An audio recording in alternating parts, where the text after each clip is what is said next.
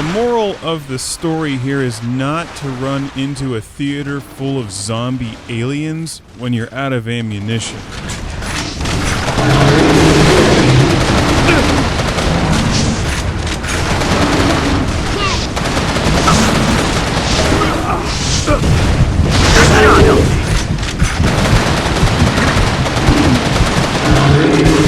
Resistance 2 is just an incredible experience. This is the second part of this classic Game Room review, and the Resistance series is destined to be a classic.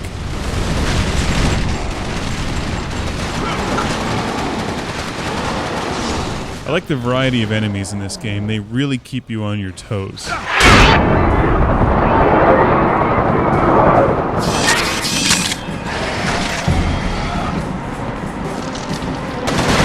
The enemy is the Chimera, and they have everything from these really tough big guys you have to take down with heavy artillery and grenades, all the way down to these facehugger type things from aliens.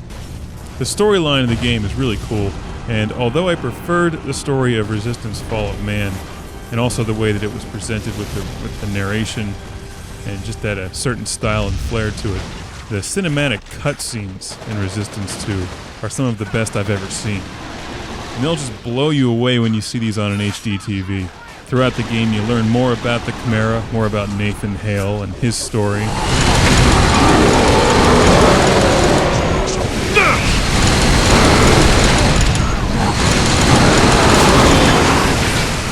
It unfolds nicely, but probably not quite as well as Resistance Fall of Man. But in all fairness, that first game is hard to beat. And I like the action, and the environment's better in Resistance 2.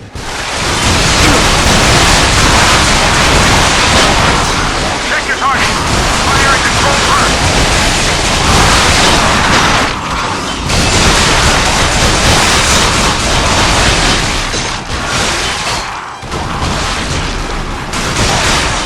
This game certainly isn't lacking in the action department. Note, even with hordes of enemies on screen and gunfire everywhere, this game doesn't skip a beat.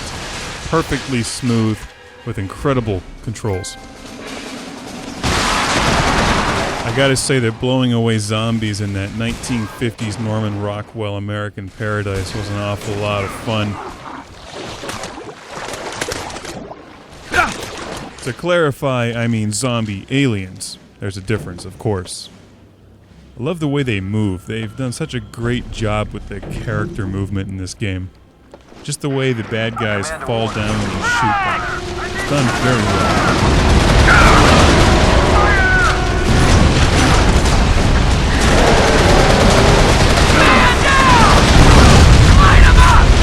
But of particular note is the Chicago level, which you see here, and it's just amazing how well done this is. In this apocalyptic Chicago, where there's just all-out mayhem breaking loose. Resistance 2 makes you learn every weapon in the game because, just like the first one, the difficulty scales up dramatically, and you have to become familiar with everything from the sniper rifle to the pistol, the Lark rocket launcher, hand grenades, and the auger. Resistance 2 just doesn't stop. With the exception of one or two scenes like the swarm that you have to avoid in one part of the game, which I thought seemed a bit tacked on.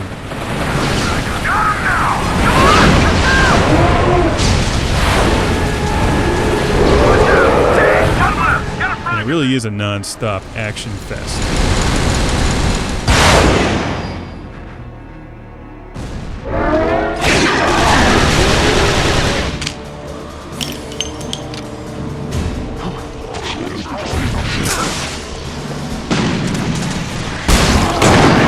Bottom line is, with the addition of a nice multiplayer mode, which we'll cover in a future review, the single-player storyline in this game is a lot of fun, and it challenges you, and keeps it interesting with a cool story.